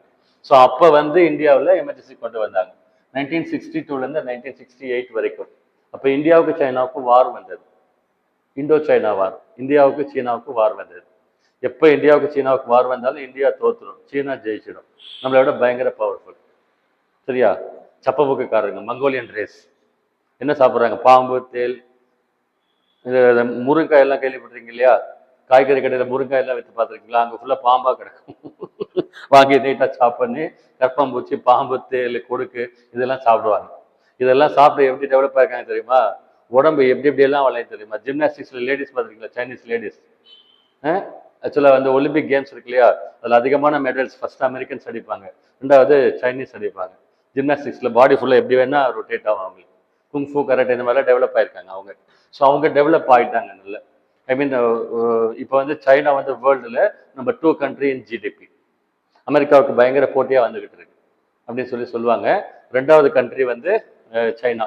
நம்ம இந்தியா வந்து 4th பிளேஸ் வந்திருக்கோம், கேள்விப்பட்டீங்களா. ஜிடிபியில் வந்து we have reach 4th place, கூடிய சீக்கிரம் 3rd பிளேஸ் வரும்னு சொல்லிட்டு இருக்காங்க. ஸோ நெக்ஸ்ட் வந்து 1971 இந்தோ பாகிஸ்தான் வார் வந்தது 1971. இந்த வார் எதுக்கு வந்தது தெரியுமா, பங்களாதேஷ் இருந்தது இல்லையா பக்கத்தில், பங்களாதேஷ் அந்த நாடு உதயமானது அப்போதான், அந்த வார் மூலமா. ஈஸ்ட் பாகிஸ்தான், வெஸ்ட் பாகிஸ்தான் பிரிச்சாங்க இல்லையா, கிழக்கு பாகிஸ்தான், மேற்கு பாகிஸ்தான். கிழக்கு பாகிஸ்தான், மேற்கு பாகிஸ்தான் எங்க இருக்குது, இந்த எண்ணில் இருக்குது, அது அந்த எண்ணில் இருக்கு ஆக்சுவலா. ஸோ இந்த ஈஸ்ட் பாகிஸ்தான் மக்கள் இருக்காங்களே இங்க, இவங்கெல்லாம் யாருன்னா இவங்களுடைய ஏரியாவுக்கு பங்காலிஸ்ன்னு சொல்லுவாங்க இல்லையா, பெங்கால் பகுதியில் இருக்கக்கூடியவங்க அவங்க எல்லாரும். அவங்க என்ன சொல்றாங்கன்னா, நாங்கள் தனி நாடா போறோம், பாகிஸ்தான்ல இருந்து பிரிஞ்சு நாங்க தனி நாடா போறோம், எங்களுக்கு தனியா கொடுங்க அப்படின்னு கேட்குறாங்க. இப்போ அப்பா கிட்ட போய் பையன் கேட்குறான், 4 பிள்ளைங்க இருக்கிறாங்க, கடைசி பையன் ஒருத்தருக்கான், டேலண்டடா கண்ணை வச்சுக்குவான். அவன் போய் கேட்குறான், அப்பா என் சொத்தை பிரிச்சு கொடு, நான் என்டர்பிரினர் ஆகணும், நான் பெரிய முகேஷ் அம்பானி மாதிரி வரேன் அப்படின்னு போய் கேட்குறான். எந்த அப்பாவாவது எழுதி கொடுப்பாங்களா, உடனே நடக்காது, எழுதி கொடுக்க மாட்டாங்க, டைம் ஆகும், அவன் ஸ்பீடுக்கு மேட்ச் பண்ண முடியாது, அம்மாவா இல்லையா. இந்த மாதிரி தான் அங்கேயே நடந்தது, தனியாக கொடுங்கன்னா கேட்க மாட்டாங்க. அப்புறம் அவங்க என்ன சொல்லுவாங்க, எல்லாம் எங்களுக்கு வேணும், நாங்கள் தனியாக தான் போகிறோம் அப்படின்னு சொல்லி டிசைட் பண்ண பின்னால பாகிஸ்தான் அவங்க சண்டை போட ஆரம்பிச்சிட்டாங்க. அந்த மாதிரி சண்டை வந்தது. அந்த சண்டை வந்த பீரியட்ல வந்து இந்தியா கிட்ட வந்து ஹெல்ப் கேட்டாங்க, பங்களாதேஷ்காரங்க இந்தியா கிட்ட எங்களுக்கு ஹெல்ப் பண்ணுங்கன்னு கேட்டாங்க. ஸோ இந்திரா காந்தி அம்மா பீரியட் இது ஆக்சுவலாக 1971 மார்ச் 26 டேட் வந்து, அந்த டேட்ல வந்து பங்களாதேஷ் கண்ட்ரி புதுசாக உருவாச்சு. ஓகேங்களா, பாகிஸ்தான் கூட இந்தியா சண்டை போட்டு, யாருக்காக, பங்களாதேஷ்காக சண்டை போட்டு பங்களாதேஷ்னு ஒரு தனி கண்ட்ரி உருவாச்சு ஆக்சுவலாக. அது உருவானது காரணம் வந்து இந்திரா காந்தி அம்மா. அதனால இந்திரா காந்தி அம்மாவை அந்த இடத்துல அந்த பங்களாதேஷ் பீப்புளெலாம் துர்கா தேவின்னு சொல்லி இது வரைக்கும் கும்பிடுறாங்க. அந்த அம்மா தான் அந்த நாட்டையை உருவாக்கி கொடுத்தது. இந்தியா தான் பங்களாதேஷ் கண்ட்ரியவே உருவாக்குச்சு. ஆனால் இன்னைக்கு பங்களாதேஷ் வந்து இந்தியாவுக்கு எனிமி கண்ட்ரி மாதிரி வந்துகிட்டு இருக்கு. இந்த ஷேக் ஹசீனான்னு ஒருத்தர் லாஸ்ட் பார்த்தீங்க இல்லையா, ஷேக் ஹசீனான்னு ஒருத்தர் இருக்கிறாங்க. அவங்க அப்பா பேர் வந்து முஜ்புர் ரஹ்மான் அப்படின்னு பேர். அவர் தான் பங்களாதேஷ் ஃபவுண்டர் அவர் தான். அவருடைய டாட்டர் இந்த அம்மா ஷேக் ஹசீனான்னு சொல்லி. இந்த அம்மா வந்து இந்தியா கூட எப்பவுமே க்ளோஸாக இருக்கும், பயங்கர க்ளோஸாக இருக்கும். அங்கே லோக்கல் இருக்கிறவங்களுக்கு ஆகாது. அதனால் அந்த அம்மா என்ன பண்ணாங்க, கொல்ல ட்ரை பண்ணாங்க. அந்த அம்மா எஸ்கேப் ஆகி இங்கே வந்துருச்சு. ஐ திங்க் ஒரு 1 இயராக வந்து அங்கே பொலிட்டிக்கல் ஸ்டெபிலிட்டி இல்லை. இடைக்கால அரசாங்கம் ஒருத்தர் முகமது யூனிஸ்னு ஒருத்தர் இருக்கார், ஒரு நோபல் பிரைஸ் வாங்கின எக்கானமிஸ்ட் ஒருத்தர் இருக்கார். அவர் கவர்மெண்ட் ரன் பண்ணிட்டு இருக்காங்க பங்களாதேஷில். இந்துஸ் எல்லாம் அட்டாக் பண்ணிட்டு இருக்காங்க அப்படிலாம் சொல்லி கேள்விப்பட்டோம். ஸோ அதுக்காக வந்தது இது. மூணாவது தான் இன்டர்னல் எமர்ஜென்சி. 1975லேருந்து 77 வரைக்கும், சரிங்களா. இன்டர்னல் எமர்ஜென்சி அந்த வேர்டு என்ன சொன்னேன், இன்டர்னல் டிஸ்டர்பன்ஸுங்கிற வேர்டு யூஸ் பண்ணி போட்டாங்க. அதனால இப்போ அந்த வேர்டை மாற்றிட்டாங்க, ஆர்ம்ட் ரெபெல்லியன் சொல்லி மாற்றிட்டாங்கன்னு சொல்கிறோம். பாருங்க, இன்டர்னல் எமர்ஜென்சி போட்டப்ப யார் பிரசிடென்ட் இருந்தாங்க, ஃபக்ருதீன் அலி அகமத் அப்படின்னு அவருக்கு பேர். அவருக்கு பேர் வந்து ஃபக்ருதீன் அலி அகமத் அப்படின்னு சொல்லி பேர் ஆக்சுவலா. அப்ப பிரைம் மினிஸ்டர் யாருன்னா இந்திரா காந்தி அம்மா. டேட் வந்து மார்ச் 26, 1971. இந்திரா காந்தி அம்மாவுடைய அச்சீவ்மெண்ட்ஸ்னு ஒரு 4-5 இருக்கு ஆக்சுவலா. அதில் ஒரு இம்பார்ட்டன்ட் அச்சீவ்மெண்ட் வந்து பங்களாதேஷ் தனியாக வந்ததுக்கு இந்திரா காந்தி அம்மா தான் காரணம். அவங்க ஹெல்ப் பண்ணா வந்திருக்க மாட்டாங்க. So this is all about national emergency. Next state எமர்ஜென்சிக்கு வரலாமா. பாருங்க, மாநிலத்தில் வந்து ஜனாதிபதி ஆட்சி, ஸ்டேட் எமர்ஜென்சி. நான் சொல்லியிருக்கிறேன் த மோஸ்ட் கான்ட்ரவர்ஷியல் ஆர்டிக்கல் அப்படின்னு சொல்லியிருக்கிறோம். என்ன சொல்கிறோம், 356 எப்போ போடலாம் அப்படின்னு சொன்னால், ஒரு மாநிலத்தில் இருக்கக்கூடிய ஒரு கவர்னர் தான் ஃபர்ஸ்ட் சிட்டிசன் ஆஃப் ஸ்டேட் இல்லையா. அவர் வந்து according to the provisions of the constitution law and order maintain பண்ண முடியல அப்படின்னு சொல்லிட்டு ரிப்போர்ட் கொடுத்தாருன்னா, அந்த ரிப்போர்ட் கன்சிடர் பண்ணி இதே ப்ரொசீஜர் தான் என்ன பண்ணுவாங்க, சென்ட்ரல் கவர்மெண்ட்ல council of ministers cabinet meeting போட்டு ரிட்டர்ன்ல வந்து பிரசிடென்ட் கொடுத்து எக்ஸிக்யூட் பண்ண சொல்லி சொல்லுவாங்க இந்த ப்ரொசீஜர் ஆக்சுவலாக. ஸோ இது வந்து பார்த்தீங்கன்னா கவர்னர் வந்து ரிப்போர்ட் தரார். If governor recommends for constitutional machinery failure down something, இதை போடலான்னு சொல்றாங்க.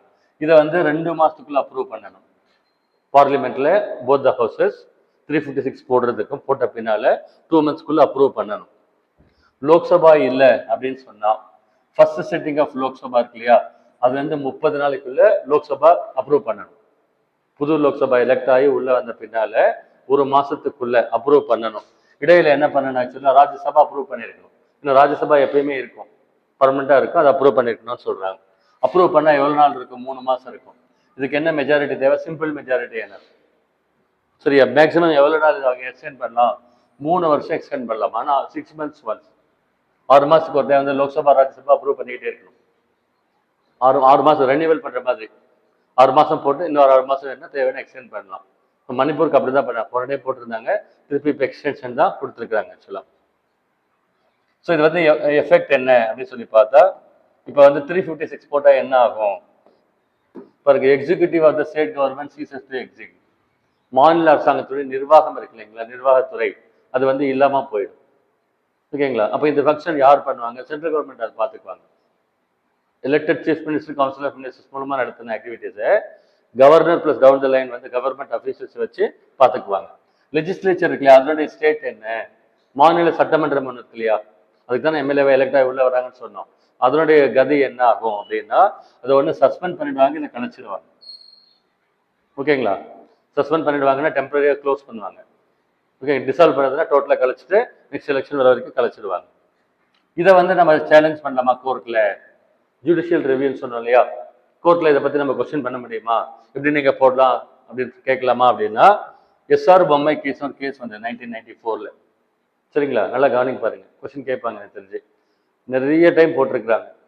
ஓகேவா, 1950, 51, 52, 55 அந்த பீரியட்லேருந்து போட்டுக்கிட்டே இருக்கிறாங்க. நான் சொன்னேன் இல்லையா, ஆளுங்கட்சி வந்து காங்கிரஸ் சென்ட்ரல்ல, எதிர்கட்சிகள் வேற எந்த மாதிரி, இங்கே வந்து காங்கிரஸ் கட்சி இல்லாத எதிர்கட்சிகள் ஆடுற மாநிலங்கள், அந்த இடத்துல ரெண்டாவது ஜென்யூனாவே ப்ராப்ளம்ஸ் இருக்கிற கேசஸ் நிறைய இருக்கு ஆக்சுவலா. அஸ்ஸாமில் ப்ராப்ளம் இருக்குது, பஞ்சாப்ல ப்ராப்ளம் இருக்கு, காலிஸ்தான் தீவிரவாதிகள் தனியாக போறோன்னு கேட்குறாங்க, இப்படி நிறைய இஷ்யூஸ் அது மாதிரிலாம் போட்டாங்க ஆக்சுவலா. ஆனால் யாரும் பார்த்தீங்கன்னா கோர்ட்டில் போய் சேலஞ்ச் பண்ணி கோர்ட் சீர்வீராக இதை எடுத்து பேசி அந்த மாதிரிலாம் எதுவும் நடக்கல.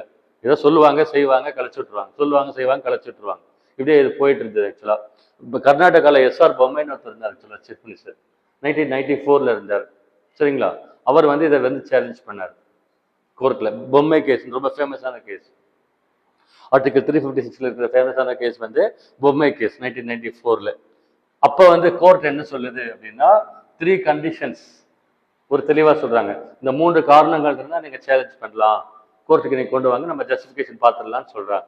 என்னென்ன அப்படின்னாக்க, if it is based on any proper material, சரியான காரணம் ப்ரூஃப் இருக்கா அப்படின்னு பார்க்க சொல்றாங்க. அந்த மாநிலத்தை கலைச்சதுக்கு சரியான ப்ரூஃப் இருக்கா பார்க்க சொல்றாங்க. ரெண்டாவது, மெட்டீரியல் கரெக்ட் ஆர் ரெலவென்ட், அவங்க சொல்ற காரணம் சரியா ஏற்புடையதா இருக்குதா அப்படி ஃபர்ஸ்ட் ப்ரூஃப், அந்த ப்ரூஃப் ஏற்புடையதா இருக்குதா அப்படின்னு பார்க்கணும். இல்லை அப்படின்னா இஃப் மலஃபைட், இல்லை வேணும்னு கொண்டு வந்திருக்காங்க, இல் இன்டென்ஷன்ல கொண்டு வந்திருக்காங்கன்னா சேலஞ்ச் பண்ணலாம்னு சொல்லியிருக்காங்க, சேலஞ்ச் பண்ணியிருக்காங்க. ஸோ எஸ்ஆர் பொம்மை கேஸில் சேலஞ்ச் பண்ணலான்னாங்க. இப்போ லேட்டஸ்ட்டாக ரொம்ப ரிஜிடாக இருக்கு ப்ரொசீஜர், முன்ன மாதிரி இல்லை. இப்போ ரொம்ப ரிஜிடாக கொண்டு வந்திருக்காங்க, ஜஸ்ட் லைக் தட் எடுத்து வர முடியாது. இது வந்து பார்த்தீங்கன்னா பாருங்க, இது கவனிச்சு பாருங்க. ஆர்டிகல் 74 அப்படின்னு ஒன்று படித்தோம், ஞாபகம் இருக்கா? மினிஸ்டர்ஸ், பிரைம் மினிஸ்டர் பற்றி எல்லாம் படித்தோம். அதில் வந்து 74ல் 3 ஒரு சப்செக்ஷன் என்ன சொல்லியிருக்காங்க அப்படின்னா, advice tendered by council of ministers, அதாவது அமைச்சரவை குழு கொடுக்கக்கூடிய அந்த அப்சர்வேஷன் இருக்கு இல்லைங்களா, அதை வந்து கொஸ்டின் பண்ண முடியாது, இட்ஸ் நாட் கொஸ்டினபிள். கவர்மெண்ட்ல எக்ஸிக்யூட் பண்றாங்க இல்லைங்களா, அதாவது அமைச்சரவை குழு தான் எல்லா தகவல்களையும் பிரசிடென்ட்டுக்கு அனுப்புறான்னு சொல்றோம், அதை வந்து கொஸ்டின் பண்ணக்கூடாது அப்படின்னு 74ல சொல்லியிருக்கிறாங்க. இதுவும் கவுன்சில் ஆஃப் மினிஸ்டர்ஸ் தானே கொடுக்குறாங்க. ஸ்டேட் கவர்மெண்ட்ல கொண்டு வாங்க, ஜனாதிபதி ஆட்சி போடுங்க சொல்லி கொண்டு வரது யாரு? சென்ட்ரல் கேபினெட் மினிஸ்டர்ஸ் தானே பண்றாங்க அப்படின்னு சொல்லியிருக்காங்க. கொஸ்டின் பண்ண முடியாதுன்னு சொல்லியிருக்காங்க. ஆனா இங்க என்ன சொல்றாங்க, பொம்மை கேஸ்ல இந்த 3 ரீசன் இருந்தா கொஸ்டின் பண்ணலாம்னு சொல்லியிருக்கிறாங்க அப்படின்னு சொல்றாங்க. அதே மாதிரி 38th அமெண்ட்மெண்ட் இருக்கு இல்லையா, அதுல என்ன சொல்றாங்க, satisfaction of the president is final அப்படின்றாங்க. கவர்னர் ரிப்போர்ட் தராரு, மாநிலத்தை கலைச்சிடுங்கன்னு சொல்லிட்டு, ஓகேங்களா, பிரசிடென்ட் இருக்காரு இல்லைங்களா, அவருக்கு சாட்டிஸ்ஃபைடா, ஓகே இவங்க சொல்ற காரணம் சரியா இருக்கு அப்படின்னு சாட்டிஸ்ஃபை ஆனாருன்னா அவர் போட போறாரு, எக்ஸிக்யூட் பண்ண போறாரு. பாருங்க, satisfaction of the president is final, அவருக்கு திருப்தியா இருந்த காரணம் சரியா இருக்குன்னு சொன்னா மாநிலத்தில் கழிச்சிருவார், 356 இம்போஸ் பண்ணிடலாம்னு சொல்றாரு. தட் கேனாட் பி சேலஞ்சுன்னு சொல்றாங்க. இந்த அமெண்ட்மெண்ட்ல என்ன சொல்றாங்க, 38ல அதை சேலஞ்ச் பண்ண தேவையில்லை, அவருக்கு தான் அதிகாரம் கொடுத்துருக்கோம், அவருக்கு சாட்டிஸ்ஃபைடா ஃபீல் பண்றாரு, கழிச்சிடலாம்னு சொல்றாங்க. ஆனா 44th அமெண்ட்மெண்ட்ல என்ன சொல்றாங்க, இல்ல கேன் பி சேலஞ்ச் அப்படின்றாங்க. பிரசிடென்ட் ஆஃப் இந்தியாவுடைய சாட்டிஸ்ஃபேக்ஷன் ஃபைனலுங்கிறது இருக்க முடியாது, தவறா இருந்ததுன்னா அவர்கிட்ட சேலஞ்ச் பண்ணி பார்க்கலாம் அப்படின்னு சொல்றாங்க. இந்த மாதிரி இன்னும் நிறைய இருக்கு, நான் 2 பேஜ் கட் பண்ணிட்டேன், படிச்சீங்கன்னா இப்போ கொஞ்சம் ரிசீவ் ஆகுறது ரிசீவ் ஆகாது, இந்த மாதிரி கொடுத்துருக்காங்க. விளையாண்டு இருக்கு ஆக்சுவலா. இது மேனேஜபிளா இருக்கு. நம்மளுக்கு கொஸ்டின்ஸ் இந்த லென்த்துக்குள்ள தான் கேட்பாங்க. சரி, 356 எவ்வளவு டைம் யூஸ் பண்ணியிருக்காங்க, ஆர்டிகிள் 356 எவ்வளவு டைம் போட்டிருக்கிறாங்க இந்தியாவில் அப்படின்னு சொல்லி பார்த்தா, ஓகேவா, இது கொஞ்சம் நல்லா கவனிக்க பாருங்க. எல்லா ஸ்டேட்ஸ்லயும் 356 போட்டிருக்காங்க, இந்தியாவில் இருக்கிற எல்லா ஸ்டேட்டும் கலைச்சிருக்கிறாங்க. நல்லா பார்த்துக்கோங்க, அப்படின்னா எப்படி யூஸ் பண்ணியிருக்காங்க, அநியாயத்துக்கு மிஸ்யூஸ் பண்ணியிருக்காங்க. இந்த பிடிக்கலன்னு சொன்ன டப்பா போட்டு உடைப்பாங்களே வீட்டில், அந்த மாதிரி சென்ட்ரல் கவர்மெண்ட்டுக்கு ஸ்டேட் கவர்மெண்ட் பிடிக்கல அப்படின்னா கலைச்சிடுவாங்களாம். குறிப்பாக வந்து காங்கிரஸ் கட்சி அப்போ இருந்தது, அதுலேயும் குறிப்பாக ஜவஹர்லால் நேரு கொஞ்சம் மைட்டாக இருப்பாராம். இந்த இந்திரா காந்தி அம்மா அயன் லேடின்னு கேள்விப்பட்டிருக்கீங்களா, அந்த அம்மா கண்ணவனன்னு கழிச்சு வச்சிருக்கு, ஓகேங்களா. ஃபர்ஸ்ட் ஸ்டேட் வந்து பஞ்சாப், 1951ல போட்டிருக்காங்க. கொஸ்டின் எல்லாமே கொஸ்டின் பேங்க்ல இருக்கும், ஓகேங்களா. 356 போட்ட ஃபர்ஸ்ட் ஸ்டேட் வந்து Punjab state. Maximum number of times எந்த ஸ்டேட்ல போட்டிருக்காங்கன்னா மணிப்பூர்ல போட்டிருக்காங்க, 10 டைம்ஸ் சொல்லியிருக்காங்க, 10 டைம். ஐ திங்க் இப்போ போட்டிருக்கிறது 11ஆவதா என்னன்னு தெரியல, செக் பண்ணி பார்க்கணும். கொஸ்டின் கேட்பாங்க, லாஸ்டா ரீசெண்டா 356ல போட்ட ஸ்டேட் என்னன்னு கேட்பாங்க. ஸ்டேட் வந்து மணிப்பூர்ல இப்போ 356 ஆபரேஷன். பஞ்சாப்ல 9 டைம், பீகார்ல 8 to 9, கேரளால 8 டைம், இந்த மாதிரி போட்டிருக்காங்க. கேரளாலேயே 8 டைம் போட்டிருக்காங்க. அங்க வந்து என்ன கவர்மெண்ட் நடக்குது, கம்யூனிஸ்ட் கவர்மெண்ட். இந்தியாவிலேயே வந்து கம்யூனிஸ்ட் கட்சியோட கட்சி இருக்கு இல்லைங்களா, அந்த கட்சி அதிகாரம் செலுத்துற இடம் வந்து கேரளம். ஏன்னா அங்கே இருக்கிறவங்க எல்லாருமே எஜுகேட்டட், படித்தவங்க அதிகமாக இருக்காங்க, சரிங்களா. அந்த சோசியலிஸ்ட் கான்செப்ட் அதிகமாக வேறு இருக்காங்க கேரளாவில். இப்போ கூட பினராயி விஜயன் ஒருத்தர் இருக்கார், கம்யூனிஸ்ட் கட்சி அது வந்து, சரிங்களா. அந்த ஒரு ரீசனால சொல்றாங்க. சரி, நம்ம தமிழ்நாட்டுக்கு வருவோம். தமிழ்நாட்டில் 356 எவ்வளோ டைம் யூஸ் பண்ணியிருக்கிறாங்க, தமிழ்நாட்டில் 356 எவ்வளோ டைம் போட்டிருக்காங்கன்னா 5 டைம் போட்டிருக்காங்க இது வரைக்கும், 5 டைம்ஸ். சும்மா என்னென்ன டைம் சொல்கிறேன். 1971ல யார் இருந்தாங்கன்னா கருணாநிதி இருந்தார். நம்மளுக்கு நான் சொல்லியிருக்கிறேன், தமிழ்நாடு கவர்மெண்ட்ல யார் chief ministers, list of chief ministers கண்டிப்பாக தெரியணும். 1921ல இருந்து நீதி கட்சியில் 1937 வரைக்கும், 1937ல இருந்து 1967 வரைக்கும் காங்கிரஸ் கட்சி கவர்மெண்ட் நடந்தது. உங்களுக்கு லிஸ்ட் ஃபுல்லாக கொடுத்துருக்குறேன், கண்டிப்பாக கொஸ்டின்ஸ் கேட்பாங்க. லிஸ்ட் குரோனாலஜி கேட்பாங்க, ஸ்பெஷல் ஈவெண்ட்ஸ், அவங்க ஸ்கீம்ஸ் என்ன பண்ண எல்லாமே கேட்பாங்க. 3வது வந்து பார்த்தீங்கன்னா 67க்கு அப்புறம் டிஎம்கே ஏடிஎம்கே மாற்றி மாற்றி ரூல் பண்ணுறாங்க. சரியா? 1967 அண்ணா உள்ள வந்தார். 1977 எம்ஜிஆருக்கு பதவிக்கு வந்தார். 1977 to 1987 எம்ஜிஆருடைய பீரியட். ஏன் அவ்வளோ கிளியராக சொல்கிறேன்? The golden days of Tamil Nadu. சரியா? பாருங்க, நேற்று எடப்பாடி வந்தார். எடப்பாடி வந்தார், ஓகேவா? எடப்பாடி யாருடைய கட்சி அது? எம்ஜிஆருடைய கட்சி. எம்ஜிஆர் எப்பேற்படாது தெரியுமா? பயங்கரமான பவர்ஃபுல் பர்சன். அண்டர்ஸ்டாண்ட்? செத்தும் வாழ்வாங்கன்னு கேள்விப்பட்டிருக்கீங்க இல்லையா? இன்னைக்கு கூட அந்த 2 இலைன்னு சொல்லுவாங்க, அந்த இலைன்னு சொல்லுவாங்க அந்த கட்சிக்கு. அண்ணாம்னான்னு ஓட்டு விடும். சரிங்களா? அந்த கட்சி யாத்திருக்கு எடப்பாடி கிட்டப்பா வந்து நிற்குது. ஜெயலலிதாவில் பார்த்துக்குச்சு. ஸோ அந்த லிஸ்ட் ஃபுல்லாக நம்மளுக்கு தெரியணும். ஸோ 1971 கருணாநிதி இருந்தார். சரிங்களா? அவரே வந்து கலைச்சு கொடுக்க சொன்னார். எலெக்ஷன் அதுக்கடுத்து வருது, எங்களுக்கு ஒரு 2-3 வாரம் தான் டைம் இருக்கு, நீ கலைச்சு கொடுங்கன்னு கேட்டு கலைச்சிருக்காங்க ஃபர்ஸ்ட் டைம். 76 ஒரு டைம் கலைச்சிருக்காங்க. எப்போ? அப்பயும் யார் இருந்தாங்க? கருணாநிதி. பாருங்க, 76 யார் சீஃப் மினிஸ்டராக இருந்தாங்க? 77 தான் எம்ஜிஆர் உள்ள வராருன்னு சொல்றேன். அப்போ இருந்தது யாருன்னா கருணாநிதி. சார்பட்டா பரம்பரைன்னு ஒரு படம் பார்த்தீங்களா? சார்பட்டா பரம்பரைன்னு ஒரு படம் வந்தது. படம் பார்த்தீங்களா? அந்த படத்தில் ஒரு சீன் வரும். ரங்கன் வாத்தியார் வந்து டிஎம்கேல இருக்கிற மாதிரி வரும். அவரை வந்து அந்த இன்சிடென்ட் நடக்கும்போது அரெஸ்ட் பண்ணி கூப்பிட்டு போவாங்க. உள்ள அரெஸ்ட் பண்ணி கூப்பிட்டு போவாங்க இல்லையா? எமர்ஜென்சி ப்ரொக்ளைம் பண்ணியிருப்பாங்க அந்த டைமில். ஸோ 76 கருணாநிதி கவர்மெண்ட்டை கலைக்கிறாங்க. என்ன ரீசனுக்காக கலைக்கிறாங்க? 1975 எமர்ஜென்சி போட்டாங்க. இன்டர்னல் எமர்ஜென்சி அந்த அம்மா போட்டாங்க. இன்டர்னல் எமர்ஜென்சி போட்டாங்க இல்லையா? அந்த அம்மா அவங்க பர்பஸ்க்காக போட்டாங்கன்னு சொன்னோம் இல்லையா? இது எதிர்கட்சிக்கு போய் ஒத்துக்க போகிறாங்களா? வாழ் கத்திருப்பாங்க, ஆப்போஸ் பண்ணுறாங்க, சண்டை போடுறாங்க. கவர்மெண்ட்ல அந்த இந்த ப்ரொவின்ஸ் எல்லாம் படிச்சீங்கன்னா அவங்களுக்கு தெரியும். என்ன தெரியுமா சொல்றாங்க? மத்திய அரசாங்கத்தை எதிர்த்து எதுவுமே பண்ணக்கூடாது, ஸ்டேட் கவர்மெண்ட் பண்ணக்கூடாதுன்னு ஆம்சம் இருக்கு ஆக்சுவலா. ஓகேங்களா? மாநிலத்தினுடைய எக்ஸிக்யூட்டிவ் பவர் நடத்துறாங்க இல்லையா? அது வந்து மத்திய அரசாங்கத்தின் எக்ஸிக்யூட்டிவ் பவர் டிஸ்டர்ப் பண்ணக்கூடாது, டிஸ்டர்ப் பண்ணாம தான் நடத்தணும்னு சொல்றாங்க. அவ்வளோ பவர்ஃபுல்லா வச்சிருக்கிறாங்க.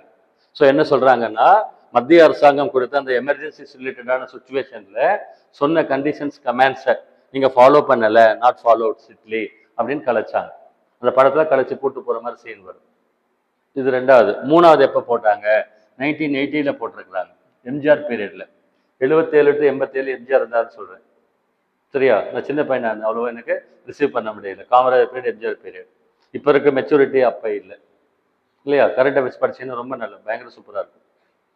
எம்ஜிஆர் பீரியட்ல வந்து பார்த்தீங்கன்னா ஃபார்மர்ஸ் ஸ்ட்ரைக் ஒன்று நடந்தது. விவசாயிகளுடைய போராட்டம் ஒன்று நடந்தது. எதுக்காக? விவசாயிகளுக்கு இலவச மின்சாரம். இலவச மின்சாரம் கூட இல்லை, குறைந்த கட்டணத்துல மின்சாரம். அவங்களுக்கு இன்கமே கிடையாது, லாஸ்ல இருப்பாங்க. கேள்விப்பட்டிருக்கீங்களா? இங்க இருக்கிற மாதிரி ஒரு 8 ரூபாய் யூனிட்டுக்கு அப்படின்னா கட்ட முடியாது இல்லையா? அதுக்கு போராட்டம் பண்ணியிருக்கிறாங்க. அது கொஞ்சம் ஸ்ட்ரெச் ஆயிருக்கு, அப்ப கலைச்சிருக்காங்க. குறிப்பா நல்லா கவனிச்சு பாருங்க. அங்க வந்து இந்திரா காந்தி சென்ட்ரல் கவர்மெண்ட்ல, இந்திரா காந்தி அம்மா. இங்க ஸ்டேட் கவர்மெண்ட்டை கலைச்சிருக்கிறாங்க. அதை இந்த மாதிரி தான் ஏதாவது ஒரு ரீசன் சொல்லி உருட்டி கலைக்கிறது. அதுக்கு அடுத்து 88 ஆக்சுவலா எம்ஜிஆர் இறந்துட்டார். ஆக்சுவலா எம்ஜிஆர் வந்து 1987 இறந்துட்டார். ஆக்சுவலா 1987 இறந்துட்டார் அந்த மனுஷன். இறந்த பின்னால கொஸ்டின் மார்க், இப்ப கட்சி யாருக்கு அப்படின்னு. அவங்க ஒய்ஃப் வந்து ஜானகி எம்ஜிஆர்னு ஒருத்தருக்காங்க. அந்த அவங்க ஒய்ஃப் பேர் ஜானகி அம்மா. இந்த பக்கம் இன்னொன்று வந்து ஜெயலலிதா. அவங்க வந்து லீகலி மேரிட் ஒய்ஃப். இவங்க வந்து ஜஸ்ட் கட்சியில் இருக்கிறாங்க, அப்படி கூட ஆக்ட் பண்ணாங்க, அது மாதிரி ஒரு போர்வையில் இருக்காங்க இல்லையா? ஆனால் என்ன ஒன்றுன்னா, யாருக்கு எனர்ஜி நாலேஜ் இருக்கும்? ஜானகி அம்மா ஹோம் மேக்கர், ஜஸ்ட் வீட்டில் இருக்கிறாங்க, அவங்களுக்கு எக்ஸ்போசர் கிடையாது. ஜெயலலிதா ஃபீல்டு எல்லாம் பார்த்துருக்கு ஆக்சுவலாக. ஏற்கனவே வந்து பார்ட்டி பாலிடிக்ஸ்லாம் இருந்திருக்கு ஆக்சுவலாக. அதனால அப்போ பிரச்சனை வந்தது. யாராவது எடுத்தோடனே விட்டு கொடுத்துருவாங்களா? இல்லை. அப்போ என்ன பண்ணாங்கன்னா, இந்த ஜானகி ராமச்சந்திரன் வந்து இருந்தாங்க. I think 21 days she was CM of Tamil Nadu. ஓகேங்களா? First female CM of Tamil Nadu யாருன்னு கேட்டால் அவங்கள தான் சொல்லும், Janaki Ramachandran. She was female chief minister. 21 நாள் வந்து கவர்மெண்ட் என்ன நடந்தாங்கன்னு தெரியல, இருந்து நடத்துனாங்க.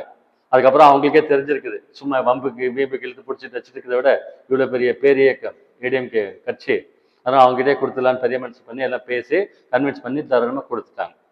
சரியா? அந்த ஜானகி ராமச்சந்திரன் இருக்காங்க இல்லைங்களா, அவங்க கவர்மெண்ட் நடத்துறாங்க.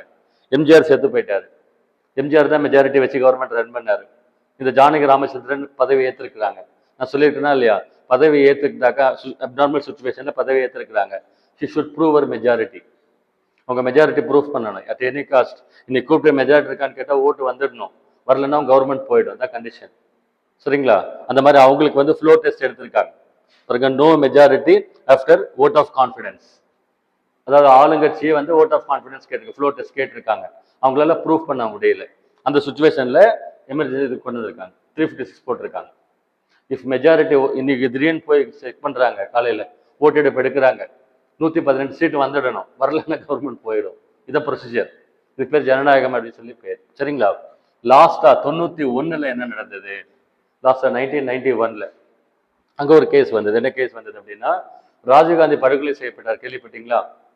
மே 21 1991ல ஸ்ரீபெரும்புதூர், மெட்ராஸ் ஒசூர் ரோடு இருக்கு இல்லையா, ரோட்லயே இருக்க ஒரு நினைவகம். அங்க வந்து அவரை வந்து என்ன பண்ணாங்க, சூசைட் பாம்பு பிளாஸ்ட்ல கொன்னுட்டாங்க. ஆக்சுவலா யாரு கொன்னது? எல்டிடிஇ கொன்னது. யார் ஆக்சுவலா? பிரபாகரன் நடத்திக்கிட்டு வந்த ஒரு அமைப்புக்கு பேர் வந்து எல்டிடிஇ, தமிழ் ஈழ விடுதலை புலிகள் இயக்கம். கேள்விப்பட்டிருக்கீங்களா இல்லையா? உலகத்திலே வந்து the most deadliest terrorist organisation அதுக்கு பட்டம் கொடுத்துருந்தாங்க. அண்டர்ஸ்டாண்ட்? த மோஸ்ட் டெட்லியஸ்ட் அப்படின்னா என்ன அர்த்தம்? பயங்கர குரூரமா கொள்வாங்க. கேள்விப்பட்டீங்களா இல்லையா? பயங்கர குரூரமா கொள்வாங்கன்னு சொல்லுவாங்க. அந்த எல்டிடி இருக்கு இல்லைங்களா, அதை வந்து இந்தியாவில் பேன் பண்ணியிருக்காங்க, டெரரிஸ்ட் ஆர்கனைசேஷன் அப்படின்ட்டு பேன் பண்ணியிருக்காங்க. அப்படின்னா என்ன அர்த்தம்? பேன் பண்ண ஒரு டெரரிஸ்ட் ஆர்கனைசேஷனை சப்போர்ட் பண்ணி யாரும் பேசக்கூடாது அப்படின்னு அர்த்தம். ஓகேங்களா? கவர்மெண்ட் பேன் பண்ண ஒரு ஆளை சப்போர்ட் பண்ணக்கூடாதுன்னு அர்த்தம் ஆக்சுவலா. ஸோ அந்த இன்சிடென்ட் நடந்தப்ப இந்த மாதிரி ஸ்டேட் கவர்மெண்ட் கருணாநிதி நடத்திட்டு இருந்தார் ஆக்சுவலா. அதாவது ராஜீவ்காந்தி ஏன் கொன்னாங்க அப்படின்னா, 1985லேருந்து 89 வரைக்கும் ராஜீவ்காந்தி பீரியட்ல இருந்தார். 1985லேருந்து 1989 வரைக்கும் ராஜீவ்காந்தி தான் பிரைம் மினிஸ்டர் இருந்தார். அது இந்திரா காந்தி அம்மா இறந்த பின்னால 5 வருஷம் இருந்தார். அதுக்கப்புறம் ஒரு பீரியட் முடிஞ்சு அதுக்கப்புறம் வந்து வேற அப்நார்மல் சுச்சுவேஷன் வந்து ஸ்டேபிளான கவர்மெண்ட் வரல. சரிங்களா? அந்த சுச்சுவேஷன் அப்படி ஓடிட்டு இருந்தது. ஆனால் அதுக்கு அடுத்த எலெக்ஷன்ல 1991 எலெக்ஷன் இருந்தது. அந்த எலெக்ஷன்ல ராஜீவ்காந்தி ஜெயிக்கிற மாதிரி இருந்தது. ராஜீவ்காந்தி ஜெயிச்சா அந்த எல்டிடிக்கு ஸ்ரீலங்கால ஆப்போசிட்டா பிஹேவ் பண்ணுவார் அப்படின்னு ஒரு பெர்செப்ஷன் இருந்தது. அதனால அவர் அட்டாக் பண்ணி கொண்டுட்டாங்க. அந்த அந்த ரீசனுக்காக அங்கே வந்து எமர்ஜென்சி கொண்டு வந்தாங்க. ஆன்டி நேஷனலிஸ்டிக் ஆக்டிவிட்டிஸ்ன்னு சொல்லி மீன் பண்ணாங்க. ஓகேங்களா? எல்டிடி வந்து ராஜீவ்காந்தி தமிழ்நாட்டில் கொன்னது அப்நார்மல் சுச்சுவேஷனாக கலைச்சாங்க. அப்போ பாருங்க 143 days வந்து போட்டிருந்தாங்க ஆக்சுவலாக. இன்னொன்று வந்து 360 ஆர்டிகல் 360, இதுக்கு பேர் என்ன அப்படின்னா ஃபினான்ஷியல் எமர்ஜென்சி, நிதி நெருக்கடி நிலை அப்படின்னு அதுக்கு பேர் ஆக்சுவலா. பாருங்க என்ன சொல்றாங்க, இந்தியாவுடைய ஃபினான்ஷியல் சுச்சுவேஷன், இந்தியாவுடைய நிதி நிலைமைக்கு ஏதாவது குந்தகம் வந்தால், ஓகேங்களா, if there is a threat to financial stability of India, இதை ப்ரொக்ளைம் பண்ணலாம் அப்படின்னு சொல்லியிருக்கிறாங்க. இது வரைக்கும் எதுவும் யூஸ் பண்ணலை. ஒரு எக்ஸாம்பிள் கேட்டிருந்தாங்க, ஃபினான்ஷியல் எமர்ஜென்சி 2 யூஸ் பண்ணியிருக்கிறோம், ஸ்டேட்மெண்ட் கரெக்டா அப்படின்னு கேட்டிருக்காங்க. ஒரு டைம் கூட நம்ம இதை யூஸ் பண்ணலை. So satisfaction of presidency is final அப்படின்னு சொல்றாங்க. நாட் சப்ஜெக்ட் டு ஜுடிஷியல் ரிவ்யூன்னு சொல்லியிருக்காங்க. போய் சொல்லியிருக்காங்க, அது விடுங்க, இப்படிதான் விளையாண்டு இருக்காது லீகல் பாயிண்ட்ல. ஸோ 360க்கு பேர் வந்து ஃபினான்ஷியல் எமர்ஜென்சி. இது வரைக்கும் நம்ம